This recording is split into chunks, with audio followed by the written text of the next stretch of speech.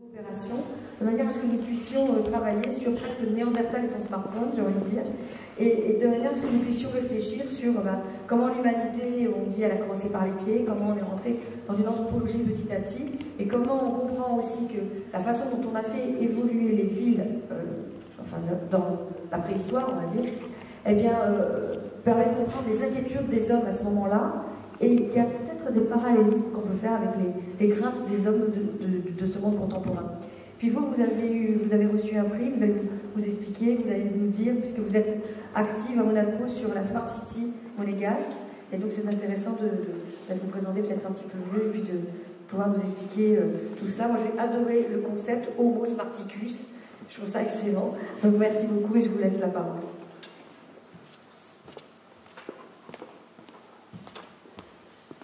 Bonjour à toutes et tous, merci beaucoup d'être tous présents, ce qui donne, je le disais déjà tout à l'heure, un aspect extrêmement positif, le fait qu'on réfléchisse tous ensemble avec des angles d'approche, des axes d'études complètement différents.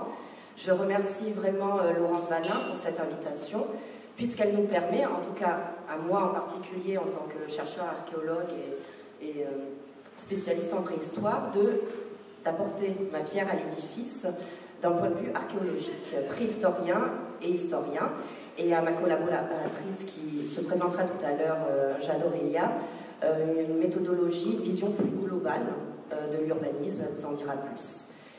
Homo Smarticus, c'était pour vous faire sourire, mais pas seulement, puisque vous savez qu'un scientifique reste un scientifique, c'est basé sur des faits réels. Ce qui était important dans cette présentation, je vous présenterai un petit peu une étude de cas, Monaco, pour plusieurs raisons dont on parlera, une ville-pays, qui a une histoire extrêmement riche et complexe. Une histoire d'occupation, je ne parlerai pas exactement de city, puisque vous savez que la notion de city, c'est assez récent.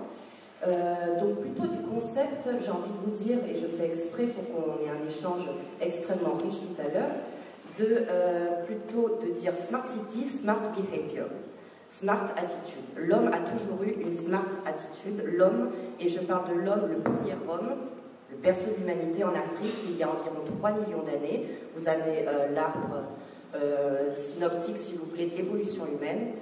Pour nous, les préhistoriens, je ne parle pas seulement en mon nom, mais l'homme, le premier homme, a toujours été intelligent, a toujours su s'adapter, a toujours été en interaction avec son environnement. La preuve la plus ultime, c'est qu'on est encore là aujourd'hui, 3 millions d'années après. Donc cet Homo habilis qu'on retrouve en Afrique va ensuite venir sur tous les continents, donc un déplacement, suivre les troupeaux, l'Homo erectus. Donc depuis ses premiers outils, il a su s'adapter et interagir complètement jusqu'à aujourd'hui. Je passe sur Néandertal et jusqu'à nous, l'Homo sapiens. Il y a toujours eu depuis le début des cultures, des techniques, des contextes complètement différents. C'est aussi ce qui fait la richesse de l'homme. Ça, je voudrais qu'on le souligne. Est-ce qu'on parle aujourd'hui smart city ou smart cities? Il faudrait s'adapter aussi à la pluralité. On a parlé de variabilité tout à l'heure. Aux objectifs de chacun, on n'a peut-être pas les mêmes selon les cultures, selon les pays, selon les envies. Donc ça serait aussi un bon point de questionnement. La preuve en est par exemple ici avec le paléolithique, selon les types d'activités, le type d'habitat, le mode, le comportement de vie des groupes, chasseurs-cueilleurs nomades, on retrouve des choses différentes. Et ce dont je vais vous parler, évidemment, c'est tiré de bases, je vous le disais tout à l'heure, scientifiques, archéologiques. Comment nous, on conçoit non pas l'habitat, mais peut-être le type d'occupation pour les périodes les plus anciennes. Évidemment, c'est ce qu'on retrouve en fouille, non seulement en grotte, mais en site de plein air, en abri. On a une équipe qui est interdisciplinaire, qui va étudier que ce soit des ossements, des outils, des bijoux, des céramiques, selon la période chronologique. Et on va regarder tous ensemble la répartition spatiale des objets abandonnés, volontairement ou involontairement, par l'homme. Évidemment, reconstruire avec tous nos résultats pluridisciplinaires cette petite histoire, ce bribe d'histoire d'occupation des hommes. On s'est attaché ici à vous parler de Monaco, puisque nous ne sommes pas très loin, et surtout c'est très intéressant. Comme je disais, c'est une ville-pays, mais surtout elle a une histoire très longue. de 300 000 ans. Je vais essayer d'être courte sur ces 20 minutes, mais justement c'est pour après qu'on puisse échanger plus en détail. C'est intéressant aussi pour son paysage. C'est deux grands plateaux. On a le Rocher, que tout le monde connaît, Monaco-Ville, le Palais Princier, etc. De l'autre côté, le casino, le plateau des Spélugues. Au milieu, on a la Condamine. Condamine, hein, le toponyme qu'on retrouve un petit peu partout. Très intéressant, les terres qui appartiennent aux seigneurs qui peuvent être louées, qui sont des plaines. On est dans un contexte de calcaire jurassique, donc plein de fissures, de failles, ce qui a permis d'avoir des grottes pour les périodes préhistoriques. À Monaco, les plus anciennes traces d'occupation à ce jour, et je dis toujours à ce jour, hein, dans toutes les conférences, parce qu'on n'est pas à l'abri, rappelez-vous, on va le voir tout à l'heure, on est en chantier maximum à Monaco, on n'est pas à l'abri dans un trou de trouver plus ancien, mais à l'heure où je vous parle, c'est la grotte de l'Observatoire qui est visitable au jardin exotique, à côté du musée d'anthropologie. Cette grotte a livré les plus anciennes traces d'occupation qui sont à ce jour de 350 000 ans. Intéressant de voir pourquoi l'homme, à cette époque, et son groupe, hein, il ne vivait pas seul, on a plusieurs éléments témoins de ce besoin d'interaction, de clan, de famille. Intéressant de voir qu'il cherchait un refuge, un abri. Mais l'homme est un animal, rappelez-vous. Donc on va trouver, pas en même temps que lui, sur des couches alternatives, si vous voulez, d'autres animaux, par exemple les carnivores. Les carnivores et l'homme ont choisi, par exemple, le même type d'habitat à un moment donné, tout ce qui était abri ou grotte. Rappelez-vous, il y a aussi évidemment des sites de plein air. À Terra Mata, à Nice, c'est un très bon exemple, à 400 000 ans. L'homme ne vivait pas qu'en grotte, mais c'est un type d'habitation qu'il a choisi. Ici, au jardin exotique, pourquoi? On a tous les facteurs. Un bon archéologue repérera toujours ces facteurs dont je vais vous parler. Une source d'eau potable à proximité, de la matière première, à l'époque il n'y avait pas de métal, donc des roches, un environnement foisonnant. Là, on est en contexte de falaise, le bouquetin, une proie qu'ils pouvaient chasser comme les carnivores. Ce qui est intéressant dans cette grotte aussi, et ce qu'on revoit souvent en archéologie, c'est le remploi du lieu. Là, vous voyez, sur 300 000 ans, l'homme est revenu. On a trois types d'hominidés, l'Homo erectus à 200 000, le Néandertal à 60 000, et notre ancêtre, l'homme moderne, l'Homo sapiens, entre 40 000 et 20 000 ans. Donc intéressant, est-ce qu'il y a quelque chose comme la transmission? Est-ce que c'est justement ces facteurs, on va dire, géotopographiques qui ont attiré l'homme à cet endroit? Ça, c'est une grande problématique, mais qui est visible dans plusieurs sites quand on a de grandes séquences stratigraphiques. Intéressant aussi de montrer, ça c'est en étudiant le matériel qui est associé à chaque type d'hominidé, qu'ils n'ont pas habité pour la même chose. L'Homo erectus a des outils très particuliers, il a fait des types d'activités spécifiques, d'ailleurs qu'on ne retrouve pas ailleurs, ni à Nice, ni dans la région. Qu'est-ce qu'il faisait à cet endroit-là? Là, on est en train d'étudier. L'homme de Néandertal est venu avec un tout petit groupe, on n'a pas beaucoup de matériel, une dizaine d'objets, et donc ça veut dire qu'il est resté très peu de temps. Et les groupes d'Homo sapiens, différentes cultures sont venues sur 20 000 ans, n'est resté que pour des actes de chasse. Donc on peut aussi estimer la durée, longue ou courte, des hommes préhistoriques. La grotte Saint-Martin, c'est une autre grotte, juste pour vous montrer un petit peu les différences, qui se trouve sur le rocher, comme je vous ai dit, hein, Monaco est un plateau calcaire avec des failles de partout.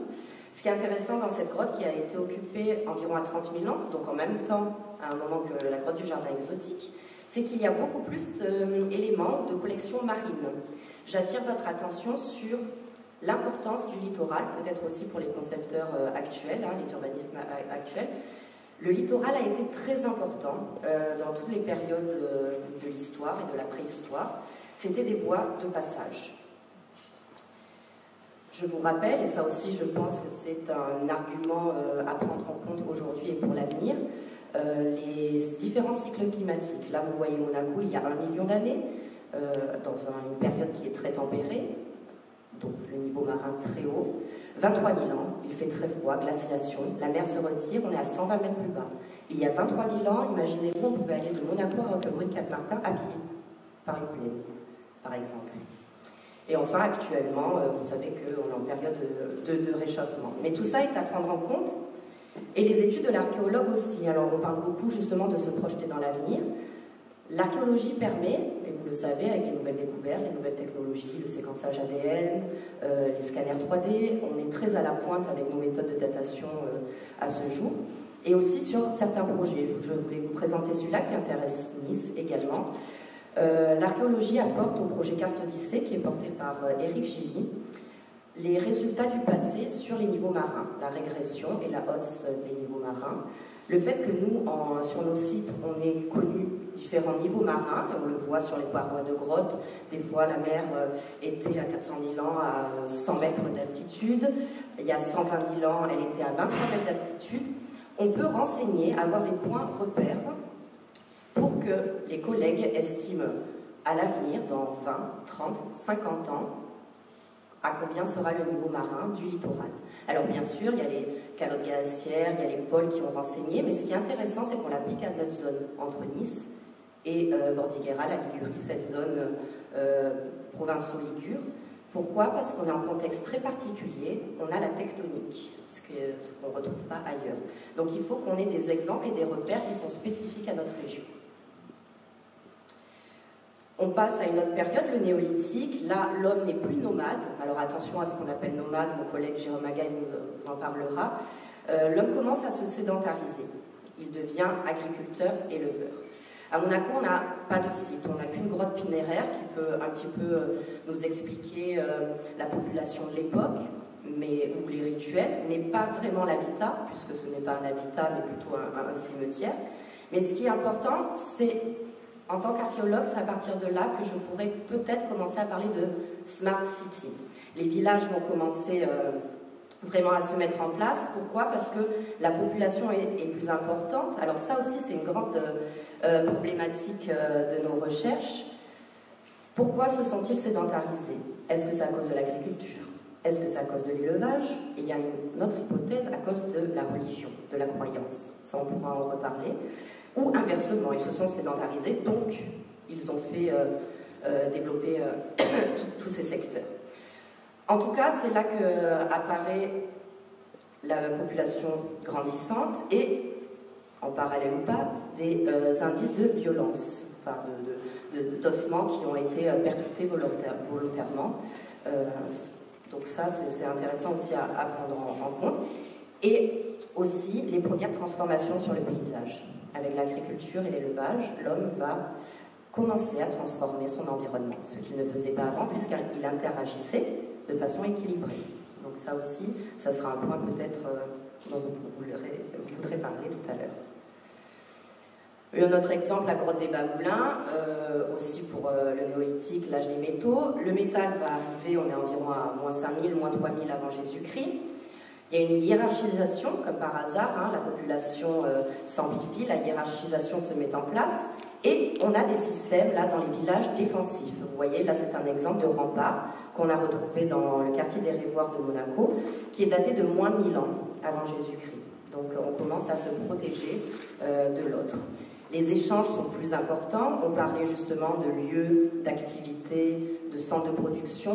Là, ça va vraiment se mettre en place avec le commerce sur de très longues distances. L'Antiquité, Monaco évidemment, Port Hercule, je pense que tout le monde connaît. On a retrouvé à Monaco, à divers endroits, sur terre et sous la mer, de nombreux objets qui sont datés de l'Antiquité. Alors, vous regardez un petit peu, il y a des objets du quotidien, on a des objets de prestige, on a les monnaies qui témoignent de commerce maritime et des commerces terrestres, les tombes, des ossements humains. Voilà un petit peu ce que ça donne. Pour penser la ville, à l'Antiquité à Monaco, vous avez évidemment le port qui sert d'axe et de voie maritime, très important. On a retrouvé des épaves qui témoignent de tout cela sous l'eau. Les nécropoles peuvent renseigner dans l'Antiquité les limites d'une ville. Donc c'est très intéressant parce qu'on pourra voir où se situaient les limites des premières villes, la première ville de Monoïkos, donc un peu plus petite que celle actuelle. On a des quartiers, ça on le sait grâce aux objets de personnes qui étaient richissimes, on le voit par rapport à leur tombe, ou des objets prestigieux, et puis plutôt la condamine, là où était l'artisanat, le tout commerce, la population. Donc ce sont des études qui sont encore en cours et qui sont très intéressantes pour comprendre une city entre le 5e siècle avant Jésus-Christ et le 5e siècle après. Après le 5e, on a un trou jusqu'au XIe à Monaco. Alors certains parlent des invasions. Dans l'histoire, il y a eu beaucoup d'invasions. Moi je dis ok, mais normalement il y a des objets archéologiques, au moins des envahisseurs. On ne les a pas pour l'instant. Donc là il y a un grand point d'interrogation. Donc moi je recommencerai à partir du XIe. Voilà Monaco. Là c'est daté de 1590, mais ça donne une très bonne idée. Monaco, hein, qui n'a rien à voir avec le Monaco d'aujourd'hui si vous allez visiter, on n'a rien. On a deux petites chapelles ici, une qui est de l'autre côté, l'église Saint-Dévote. Intéressant d'ailleurs d'avoir deux églises. Rappelez-vous que Monaco, en ce temps-là, est entre la Turbie et va jusqu'à Roquebrune. Donc peut-être ça explique aussi, selon les terres, les églises sont des marqueurs, évidemment, des propriétaires. Les maisons sont rares, il n'y a pas de port, de structure de port, même s'il est utilisé, évidemment, puisque c'est une crique naturelle. Le rocher, par contre, est habité. Vous voyez, dès la fortification, dès la venue des Grimaldi, hein, des premiers seigneurs, on n'est pas encore à la principauté, ce sont les premiers seigneurs, au XIIe et XIIIe siècle, le rocher commence à se remplir d'une petite population, de son église, qui est Saint-Nicolas, de son cimetière, et il y a toujours des places vides, ce qu'on appelle des déserts, des petites terres qui sont cultivées par les habitants. La fortification, évidemment, hein, s'explique par tous les combats entre les Génois et puis autres comtés et royaumes voisins. Et la Condamine, le port, qui est complètement vierge d'habitation et qui servait plutôt de champ. Ce sont des terres qui étaient cultivées, les jardins, les vignes, les arbres, figuiers, et je vous rappelle que c'est une plaine alluviale, donc extrêmement fertile. Donc c'était adapté de toute façon, les gens ne voulaient pas y habiter, puisque ça servait en fait à nourrir la population en ce temps-là. 16e, 19, en une grande transformation. Au tout début, ça ne bouge pas beaucoup. Les jardins sont seulement fortifiés. Vous voyez, il y a des petits remparts. Ils sont plus protégés maintenant des murs. Pourquoi? Ça s'explique parce qu'il y a de plus en plus de combats. On veut récupérer le rocher. Il y a vraiment des conflits, des rivalités entre voisins, entre Italiens, la garnison espagnole qui arrive, la garnison française. C'est pour ça d'ailleurs qu'il y a plus de monde aussi sur le rocher. Vous voyez que les habitats se dispersent, même s'ils ne descendent pas encore vraiment dans les autres quartiers, on voit qu'ils prennent du terrain sur ce que j'avais appelé désert et jardin tout à l'heure. Et l'augmentation de la population est passée d'une centaine de personnes à presque 1500. Et là, on parlait d'industrie ce matin, c'était très intéressant. Les premières industries vont être intramuros, puisqu'on va développer les moulins. Les sources d'eau sont très nombreuses à Monaco, donc on va se servir de ces sources d'eau pour pouvoir contribuer à la fabrication de moulins à vent, à huile, et continuer évidemment aussi tous les travaux d'agriculture. Alors là, c'est le gros boom. On arrive au 19e siècle. Je crois que quelqu'un a aussi cité ce siècle comme un grand essor. C'est le cas à Monaco. Monaco, bien que petit, il a perdu Roquebrune et Menton. Alors on pouvait s'attendre à un avenir néfaste, ce qui ne fut absolument pas le cas. Grâce en fait à une idée du prince Charles III et de sa mère de tout miser sur le casino. La Société des Bains de Mer, qui existait plus ou moins déjà sur le port, mais qu'ils ont amélioré avec la collaboration d'un couple de Français, les Blancs, et qu'ils ont mis au niveau justement de maintenant ce qu'on appelle Monte Carlo, ça a gardé le nom du prince Charles, et de là va être développé tout le tourisme de luxe, l'arrivée et l'accroissement économique.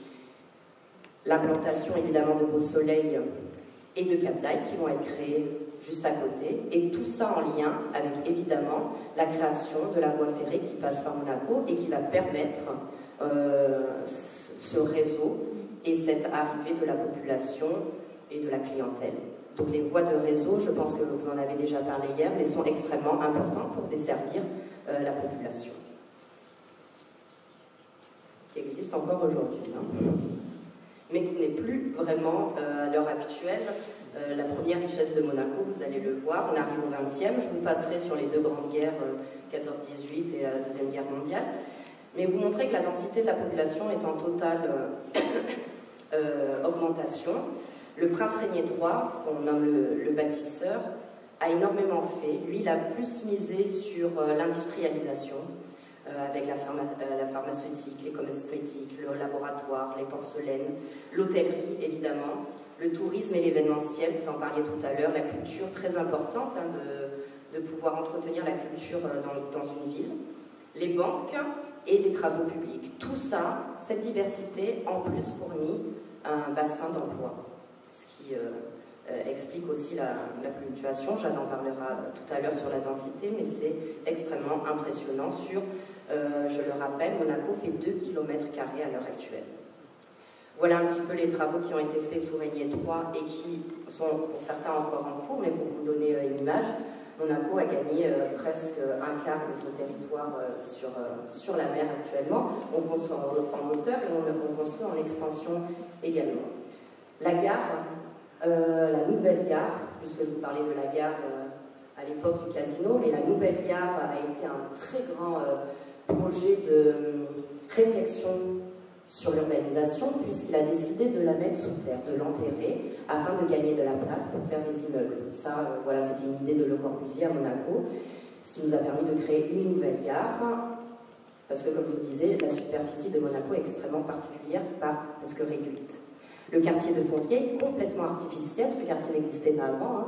Maintenant, il y a des commerces, des logements, le stade, par exemple, c'était de l'eau.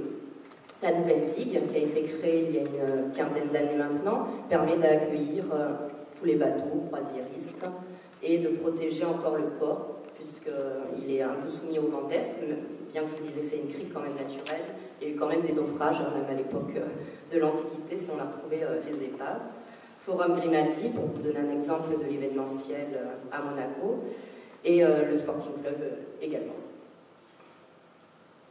Voilà, je laisserai la suite, je finis pour ma partie archéologique et je serai ravie de répondre après à vos questions, mais pour l'heure actuelle, je laisse la parole à Jeanne Aurélia qui va un petit peu plus élever le débat sur l'actualité non seulement monégasque, mais plus globale, d'un point de vue plus urbanistique. Je vous remercie.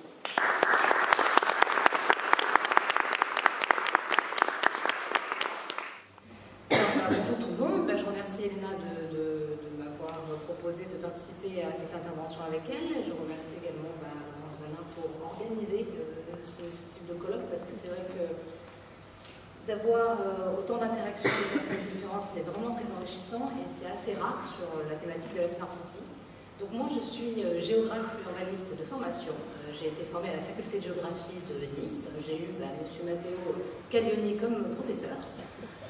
Voilà, depuis j'ai évolué de mes propres ailes et j'ai développé mon activité sur envisager l'urbanisme avec des méthodologies un petit peu différentes, justement, qui nous sont souvent enseignées, comme l'analyse spatiale, les perceptions urbaines et la place, on va dire, de l'homme dans les villes. Donc je suis aujourd'hui directrice de la société ONIS, qui est une société qui est présente à Monaco et à Sofia Antipolis. Et nous sommes spécialisés dans les comportements humains dans les espaces publics et la simulation et la modélisation des gens dans les espaces publics. Alors là, je vais intervenir effectivement pour montrer un peu aujourd'hui qu'est-ce qu'a généré tout le développement qu'Elena a décrit, comment nous sommes appropriés l'espace et où nous en sommes. Donc, en fait, ce développement nous a amené à une densité, une pression démographique inégalée dans le monde, finalement. On s'est tellement approprié notre espace que aujourd'hui, on est 18 000 habitants au mètre carré. Hein, voilà, c'est quand même pas mal. C'est-à-dire que juste en dessous, il y a Singapour et ils sont 7 000. Donc il y a vraiment déjà un gros gap pour vous donner, on va dire, un rang de village. On prévoit une augmentation d'environ 15% de cette population d'ici 2030. Ça, ce sont les prévisions juste au fil de l'eau. Donc ce ne sont pas des prévisions tendues ou faibles, c'est vraiment les prévisions au fil de l'eau, on continue à augmenter normalement. Alors ensuite, nous avons une deuxième particularité à Monaco, c'est que nous sommes minoritaires dans notre pays, c'est-à-dire les nationaux sont minoritaires, donc la nationalité monégasque est moins représentée que les autres. Vous avez en premier la nationalité française, ensuite italienne, et ensuite on descend rapidement. Nous avons effectivement les Britanniques qui viennent juste en dessous avec 7%, ensuite les Suisses 3% et les Belges 2%. Mais vraiment, c'est une caractéristique qui est propre à notre pays, car on voit ça dans très peu de pays. Ensuite, c'est notre polarisation, c'est notre capacité d'attractivité, en fait, d'avoir de concentrer cette attractivité des territoires qui nous sont limitrophes et autour. C'est-à-dire que 86% des emplois salariés sont occupés par des non-résidents. Ce qui donne, vous imaginez, des mouvements pendulaires et une attraction quotidienne qui est énorme. Donc une pression sur les réseaux routiers qui est sans comparaison avec notre pays. Donc nous avons 77% qui sont en provenance des Alpes-Maritimes, et je me suis bien écrit, nous sommes à 27% qui sont juste des communes limitrophes. Cela vous montre un petit peu l'attractivité du pays, enfin de la cité-État. Donc en fait, quelle est la conséquence de cette pression démographique sans précédent? C'est une densification, une politique de densification pour développement. Donc on n'est pas la seule ville à avoir cette politique. Comme vous en avez parlé au cours de ce colloque, pratiquement toutes les villes ont cette politique de développement, c'est reconstruire la ville sur la ville. C'est vraiment de densifier pour ne pas avoir cette empreinte urbanistique, c'est-à-dire consommer du territoire de plus en plus, grignoter les espaces verts. Donc nous, on fait ça comme toujours à l'extrême. Nous avons donc 3,15 millions de mètres carrés construits et nous avons eu une croissance de 7% par rapport à 2013, ce qui est quand même énorme pour les surfaces bâties. Rien que depuis qu'on a mis en place les SIG, il y a 30 édifices qui ont été détruits. Ces 30 édifices représentaient 52 000 m² de surface. Et il n'y en a que 17 qui ont été reconstruits pour vous donner l'ampleur de la densité.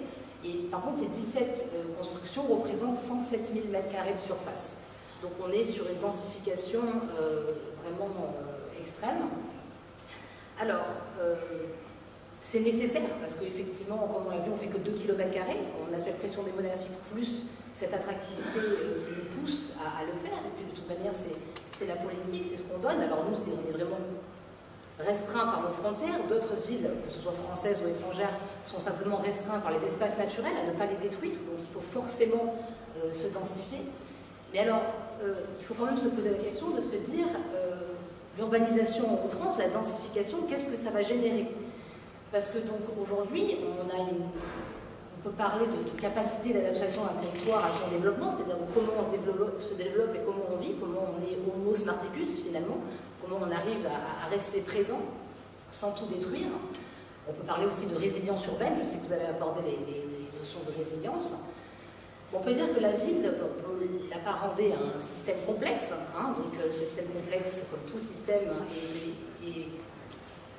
est composé de beaucoup d'éléments. Alors on peut en citer grossièrement quelques-uns qui pourraient représenter la ville. Donc nous avons les infrastructures, c'est-à-dire le bâti. Nous avons le réseau qui permet de mettre en relation tout ce bâti.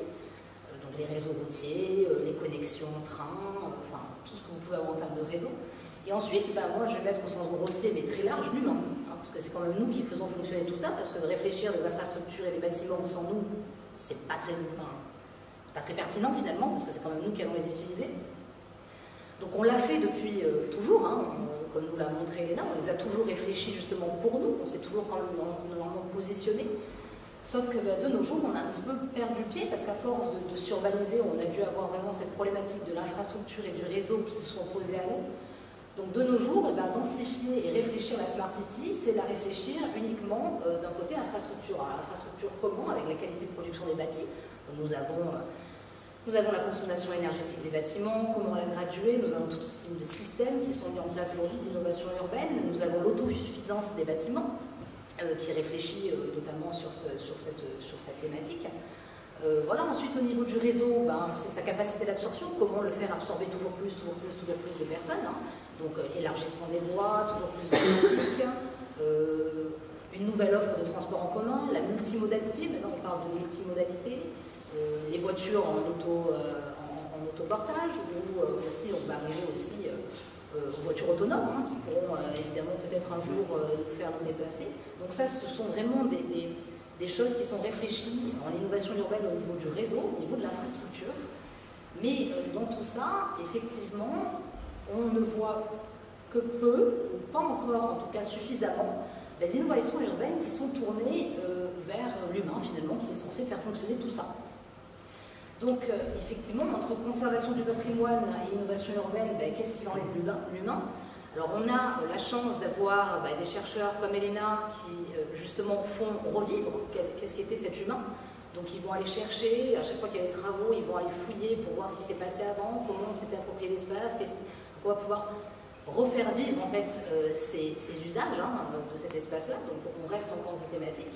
Donc, on a cette conservation du patrimoine. Mais ensuite, pour ce qui est de l'innovation urbaine, on en a moins, donc on en a entendu un petit peu parler tout à l'heure avec le concept de Rennes, par exemple. Ça, c'est une innovation qui est sur la thématique de l'humain. Alors justement, qu'est-ce que ça veut dire d'être humain dans un espace ou dans une ville? C'est déjà avoir une identité territoriale. Alors l'identité territoriale, c'est quelque chose qui se joue à plusieurs niveaux. Donc déjà, on va poser cette question que mes professeurs m'ont souvent posée pendant que j'étais étudiante. Quelle est la différence entre un espace et un territoire? Alors un espace, je vois monsieur Maton qui sourit. Donc un espace, c'est quelque chose qui est partout, qu'on peut voir, qu'on peut retrouver. Les espaces naturels, les grands espaces en général, mais c'est quelque chose qui n'est pas maîtrisé, en tout cas, que nous ne sommes pas appropriés. Un territoire, ça va être ça, c'est-à-dire on s'est battu, on s'est défendu, on l'a urbanisé, on a cherché à le contrôler. En tout cas, on se l'est approprié d'une manière ou d'une autre. C'est la notion d'appropriation de l'espace. Et c'est ce qui fait notre territoire. C'est pour ça qu'à Monaco, nous sommes sur notre territoire. Comme l'a montré Elena, on s'est approprié cet espace qui est devenu notre territoire à nous. Alors ensuite, cette notion d'appropriation, on la partage avec d'autres, parce qu'avec maintenant la mondialisation et toutes les interconnexions qu'il peut y avoir, la notion d'appropriation d'espace n'est pas la même pour un local, elle n'est pas la même pour un touriste, elle n'est pas la même pour un homme d'affaires qui vient visiter ces lieux. Il s'approprie cet espace différemment, parce qu'il n'en a pas le même usage, il n'en a pas la même vision au moment donné où il va l'expérimenter. C'est-à-dire qu'un touriste, quand il arrive à Monaco, il ne voit pas la même chose que ce que moi je vois. Il voit beaucoup d'immeubles, beaucoup de stress, beaucoup de travaux, mais aussi la notion de cette principauté magnifique qui le subjugue. Moi, je vois mon territoire à moi, qu'est-ce que c'est chez moi, je me balade, c'est mes petites marches, je vois mon enfance, je vois ma famille. Ce n'est pas du tout la même notion d'appropriation de l'espace. Donc ensuite, il y a le design urbain qui va jouer sur cette notion d'appropriation d'espace. Donc avant, comme on l'a vu avec l'évolution d'Elena, ce design urbain, on l'a modelé à nos besoins, finalement. À chaque fois qu'on avait besoin d'un truc, on le fabriquait, on le faisait, c'était cette notion-là. Et maintenant, on est arrivé un peu dans un effet pervers, en fait, où c'est nous qui devons nous adapter au design urbain qu'on a créé. Parce que les espaces sont pensés sans nous. Donc ça, c'est pas des plus smart, en fait, parce que pour une smart city, ce n'est pas les plus intelligents, effectivement, mais c'est malheureusement l'effervescence, la complexité de la ville aujourd'hui qui a créé ça.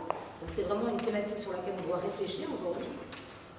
Donc justement, nous avons les formes et les fonctions urbaines, nous avons besoin de points de repère, savoir où est-ce qu'est la zone industrielle, où est-ce qu'est la zone commerciale, où est-ce qu'on prend son train, où est la gare. Donc on a besoin de ces points de repère. Ces points de repère sont parfois souvent issus justement d'un usage historique. Donc c'est là qu'on a besoin de la mémoire, on a besoin du travail d'Elena pour faire vivre cette mémoire, et de tout anthropologue bien évidemment, pour faire vivre cette mémoire et avoir des points de repère. Souvent, un point de repère, c'est vraiment un point qui est là historiquement dans la ville. Si on est là, on sait où on est. On n'est plus perdu. C'est le point de repère. Ensuite, vous avez la perception urbaine et le design urbain vont ensemble, c'est-à-dire qu'est-ce qu'on ressent quand on est en ville et pourquoi. On sait que le design urbain, la façon dont la ville est faite, a une influence sur la manière dont on se déplace en ville, la manière dont on l'utilise. Ça a des conséquences sur la criminalité, ça a des conséquences sur les émissions de carbone, ça a des conséquences sur la valeur foncière. Donc le design urbain et les perceptions urbaines sont très importantes et doivent être travaillées. Alors justement, maintenant, les nouveaux enjeux de la planification, c'est comment maintenir dans tout ça, toute cette innovation urbaine exclusivement portée sur les infrastructures et les réseaux, comment maintenir l'humain au centre des réflexions urbaines. Eh bien, alors, je n'ai pas de solution toute faite. Nous, on propose des outils pour justement designer les espaces en se positionnant du point de vue de l'humain. Mais ensuite, on pourrait voir effectivement des concepts, comme on l'a décrit tout à l'heure avec Rennes. Mais moi, je verrais plutôt ces concepts appliqués directement en centre-ville. Pourquoi ne pas designer la ville directement pour qu'on puisse avoir ces espaces enrichissants qui nous stimuleraient sur ce dont on a besoin pour vivre. Il est vraiment nécessaire qu'on reprenne en fait les réflexes de nos ancêtres, Homo sparticus, pour justement designer la ville comme ils en avaient besoin, et non pas l'inverse. Donc c'est vraiment là qu'il faut retrouver ce rapport de force et ne pas se laisser manger en fait finalement par notre propre construction. Alors je vais revenir pour finir un petit peu, clôturer tout ça, c'est Monaco. Donc comme vous le voyez, c'est bien urbanisé, hein, comparé aux cartes que nous montrait là tout à l'heure, parce qu'on n'est quand même pas sur le même niveau de densité et d'urbanisation. Alors, Monaco, pourquoi un laboratoire urbain? Parce que justement, contraint, parce que ce n'est vraiment pas voulu, cette densification finalement, c'est pas parce qu'on a des espaces verts et qu'on a vraiment décidé de faire l'écologie, même si on essaie d'en faire autant qu'on peut, c'est vraiment parce qu'on est contraint par nos frontières, on s'est densifié, donc on a vraiment cette notion de métropole miniaturisée, on a cette polarité, on a une forte attractivité pour beaucoup de gens, pour beaucoup d'employés, de salariés et de personnes au quotidien. En même temps, on a cette diversité culturelle, avec ce grand nombre de nationalités présentes, on a cette forte activité et cette densité extrême. Donc on peut dire qu'on est une métropole miniaturisée et que tous les problèmes qu'on peut voir dans une grande ville, quelle qu'elle soit, ici elle est présente à l'extrême sur un petit territoire. Donc pour ça, c'est facile en fait de pouvoir tester des choses, tester des modèles urbains. Pourquoi pas justement se servir de cette petite métropole miniature pour voir ce qui peut fonctionner et ce qui ne peut pas, ou qu'est-ce qu'on peut faire marcher sur d'autres modèles de ville, et ensuite finalement les exporter en tenant compte effectivement des spécificités géographiques de ces villes, donc la topographie, leur forme urbaine, ce genre de choses. Donc ça c'est ce que Monaco essaye de faire et ce qu'il voudrait mettre en place. Et aussi ensuite, la réussite de son développement pour l'instant, ça a toujours été de maintenir un équilibre entre ce conservatisme et ce progressisme. Alors, de même, on a réussi à faire ça grâce à notre petite taille, à notre capacité, et à notre régime politique évidemment, à notre capacité de pivoter rapidement, de ne pas avoir ce long temps de réflexion sur qu'est-ce qu'on va faire à quel moment. Donc ça nous a donné une longueur d'avance sur ça. Et c'est vraiment cette réactivité. Ensuite, c'est ce fort ancrage millénaire, et aussi pour 700 ans de règne, en tout cas de la principauté, qui nous a donné cette possibilité d'avoir ce conservatisme, mais en même temps, ce progressisme malgré nous, parce qu'on est un petit peu en veille, finalement. Voilà, donc je clôturerai sur ça, sur essayer de faire de certaines villes, en tout cas, des laboratoires urbains pour pouvoir promouvoir une manière de mieux vivre ailleurs. Voilà.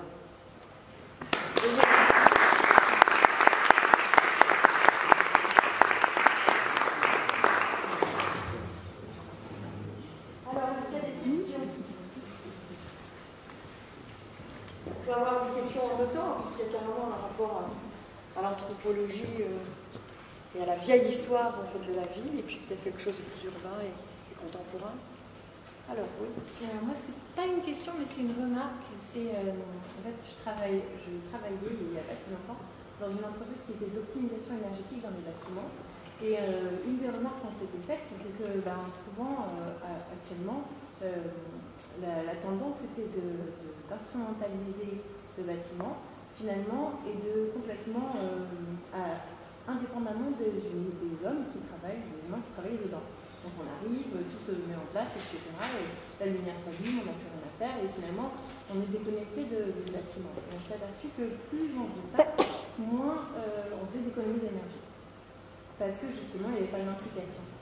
Et donc, on a appelé ça l'expérience utilisateur. Exactement. Compte l'expérience utilisateur. Et là, finalement, c'est un peu la même chose pour la ville, c'est que au lieu de dessiner une ville et de mettre des hommes dedans, il faut plutôt dessiner la ville autour des hommes et autour de leurs usages et de comment ils l'utilisent. Alors, je vais me permettre de répondre. Alors en fait, nous, c'est exactement ce qu'on dit. Alors des fois, on parle d'ergonomie spatiale. Alors ça fait très bizarre aux gens quand je dis ça. Mais en fait, c'est vraiment ce qu'on fait, alors à une échelle du bâtiment ou à une échelle d'une ville. Mais c'est tout à fait ça. C'est-à-dire de réfléchir la ville aux usages qu'ils en sont faits avant de la construire, ou du moins de l'adapter, parce que nos centres-villes sont anciens. On n'a pas besoin de tout détruire pour tout reconstruire à verre. Faire les choses ex silo, c'est vraiment pas forcément une bonne chose. Il faut créer des réseaux, il faut assimiler les gens jusque là-bas. Donc par exemple, recréer tout en concept store hors ville, ce n'est pas toujours la meilleure stratégie, parce que finalement, il faut y aller, et c'est encore plus compliqué, ça complexifie la chose, alors que directement le déplacer en centre-ville, je ne sais pas où est la dame de Rennes. Elle est partie. Mais c'est bien dommage, parce que justement, déplacer son concept store plutôt en centre-ville que d'aller le mettre Ailleurs, justement, comme disait monsieur, ça va nous créer toutes sortes de mouvements qui vont encore complexifier et saturer les réseaux. Donc effectivement, c'est s'adapter à nos usages. À la place de dire ça, c'est une bonne idée, faisons-le, c'est comme ça. Mais ça a été pensé vite. Tout à l'heure, vous parliez d'avoir des architectes et des urbanistes. Vous savez comment on construit un architecte aujourd'hui son bâtiment? Il le construit sur une maquette 3D. Cette maquette 3D, il la teste, il teste la structure du bâtiment, sa résistance, les matériaux, tout est testé vraiment, hein. L'électricité, le réseau des eaux, tout. Mais par contre, les flux des personnes n'est pas testé. C'est-à-dire que ça, le bâtiment est construit de manière vide. Et il est vendu comme ça, il est construit, et une fois qu'il est construit, on l'utilise et on se dit, ah ben tiens, là, il y a une marche alors qu'il y avait une pente PMR. C'est effectivement pas pratique. Bah, du coup, le siège roulant ne peut pas descendre, hein. Mais ça, si on l'avait testé avant, on l'avait simulé, on aurait pu le voir. Voilà, donc c'est vraiment de l'ergonomie spatiale, c'est tout à fait ça. Ça rejoint ce que disait Mathéo ce matin. Mathéo, c'est ce que tu disais ce matin. Le fait qu'il faut d'abord mettre l'habitat au cœur de son habitat et qu'il ne faut pas se tromper justement dans le plan de ce futur en fait, que l'on doit habiter, en fait, occuper. Une autre question. Est-ce que l'anthropologie a des requêtes pour la Smart City ou des réflexions vraiment fondamentales? Nous nous invitons en réflexion.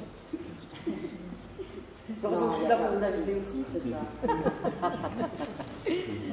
Non, mais c'est Il n'y a pas un axe majeur, il n'y a pas quelque chose qui, par exemple, qui n'est pas dans la réflexion aujourd'hui ou qui a été complètement squeezé, oublié, qui est fondamental. Il n'y a pas quelque chose à Monaco, pour vous, enfin, je veux dire. Hein. C'est très spécifique, Monaco. Par exemple, je vais vous donner deux exemples, hein, vous allez tout de suite comprendre. On n'a pas, comme en France ou en Italie ou ailleurs, la loi du patrimoine qui, par exemple, fait intervenir les fouilles avant une construction ou pendant.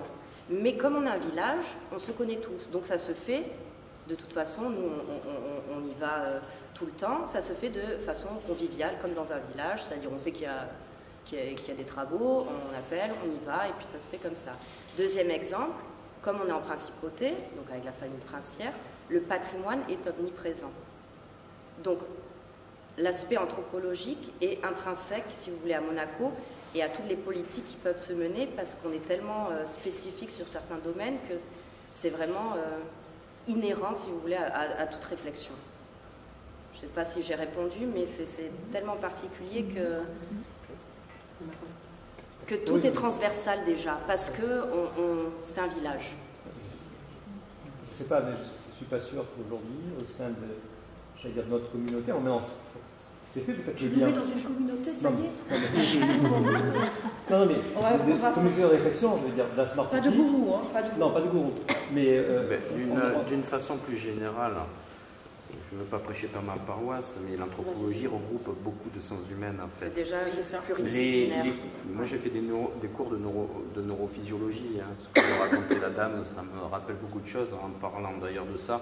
Vous relisez Edward Hall, La dimension cachée, vous retrouvez toute cette problématique qui a été évoquée, où on sait déjà que des souris qui sont mises dans de mauvaises conditions ne vont pas faire leur nid comme il faut, elles vont faire des nids qui se défendent, donc les bébés meurent beaucoup plus. Donc on voit de quelle façon voilà, on va utiliser l'éthologie, y compris en anthropologie, pour faire des espèces d'extensions sur ce qui peut se passer sur l'humain, quoi.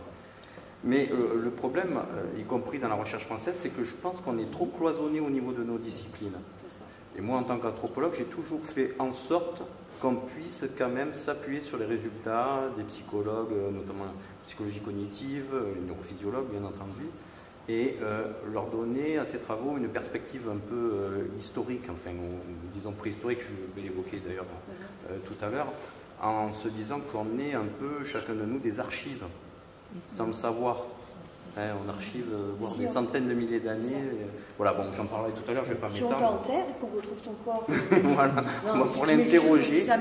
Non, mais de toute façon, c'est simple. Qu'est-ce qu'ils cherchaient les anthropologues? C'est les poubelles, parce qu'ils retrouvent les morceaux de poterie, et les cimetières. Comme on disait, c'est Fénon qui disait l'historien est celui qui rentre à reculons dans l'avenir. Donc du coup, pour compléter, les crématoriums, c'est une catastrophe alors. Pour un anthropologue, un archéologue, oui. Mais enfin, pour Oui, compléter votre on question... toujours des esquisses. Ça date déjà d'avant. On sait au moins à la température à laquelle les eaux ont été brûlées. On y arrivera. Non, par contre, l'archéologie, c'est vraiment... Je suis passée un petit peu vite sur la répartition spatiale, mais en archéologie, on est déjà diachronique, mais transversaux. C'est-à-dire que vous allez retrouver la géographie, la géologie, l'histoire, la biologie, l'anatomie, la datation, toutes les méthodes en laboratoire, la chimie, la biochimie, séquençage ADN, j'en ai parlé, la paléontologie. Je vois mon collègue là-bas, donc toute l'évolution animale, l'évolution humaine, sédimentologie, donc tout ce qui est terrain, niveau. C'est complètement multiple. La psychologie, l'ethnologie, évidemment. Donc nous-mêmes, on est déjà ouverts sur le monde, on voyage, les fouilles, les missions à travers tous les pays. Donc on est déjà, si vous voulez, conçus mentalement, et je pense que tous ceux qui sont présents le sont déjà, parce que c'est un partage et c'est un échange des connaissances. Mais on est déjà de toute façon prêts pour ces discussions. Oui, Avec Jérôme, nous on s'est rencontrés au colloque sur art, vie, cerveau, le colloque de Montsartou. Et de suite, immédiatement quand on s'est parlé, on s'est nécessairement compris. D'abord parce que quand moi je parle de la ville, rappelle-toi, le premier cours que je vous avais fait sur la Smart City, je l'avais fait d'ailleurs, je peux en parler aux étudiants aussi qui sont à l'IMRED et qui m'ont déjà entendu, sur mon cours introductif. Je vous avais décrit, vous savez, le premier cercle, on avait dit qu'on posait le religieux pour qu'on puisse avoir justement des tombes, le sacré, et puis on allait autour bâtir déjà une vie. Donc il y a de l'agriculture, il y a de l'habitat, etc. Et quand on a commencé à parler comme ça, moi avec ma vision philosophique, il me dit mais moi je suis dedans, mais moi c'est comme si je pensais ce que lui, en fin de compte, il touche du doigt, parce que il a des comment dire, pour répondre à votre question, choses, voilà, c'est ça. On doit aussi beaucoup travailler sur les questions d'identité, et notamment dans les smart cities. C'est-à-dire les questions identitaires et symboliques, c'est pas parce qu'on a des ordinateurs performants qu'on ne joue pas avec les symboles, qu'on n'a pas des croyances, qu'on n'a pas comment dirais-je, des espèces même de rituels pour... alors on dirait des mots compliqués comme apotopraïque, c'est-à-dire qui enlève le mauvais sort. Vous savez, on est resté animiste, tout ça. Je serais même un peu d'en parler. Donc la Smart City ne va pas faire l'économie de ces comportements. En même temps, l'anthropologue, malheureusement, ne se fait pas trop d'illusions sur la nature humaine, elle n'a pas beaucoup changé. donc la Smart City ne fera pas l'économie de toutes ces choses-là qu'on étudie sur des dizaines de milliers d'années. Et il y a même quelque chose qui est flagrant, c'est que si dans l'Antiquité, que ce soit en Chine ou que ce soit en Égypte, on a eu l'idéogramme ou on a eu un langage bien particulier, on pourrait dire que le pictogramme ou l'élément qui est contemporain et qui rejoint l'ancestralité, c'est le smiley. Oui, complètement. Maintenant, on est revenu à... Le smiley, c'est des yeux, un nez, une bouche et des expressions, avec ça tu dis tout. On étudie beaucoup, en effet, les anciens pictogrammes, on va voir les gravures, je vous en montrerai. Et actuellement, nous qui travaillons dans l'administration, vous allez voir passer d'un point de vue très technique des gens pour vous changer les sorties de secours. Parce que maintenant, on ne met plus... Ah ben voilà, ils vous l'ont changé. Ils ont mis déjà un petit bonhomme en train de courir. Parce que maintenant, c'est interdit de mettre exit ou sortie. Parce qu'on vous dit un petit bonhomme en train de courir, c'est beaucoup plus parlant, y compris en chinois. C'est bien pour donc, les enfants qui ne savent pas lire. On revient de l'iconographie de base qui était utilisée, oui, il y a 40 000 ans, quoi, Chauvet, j'allais dire, voilà. C'est ça. Les interrupteurs donc, voilà, donc on a des choses, je dirais, universelles qui vont passer et qui vont même peut-être contribuer à ce qu'une Smart City fonctionne mieux.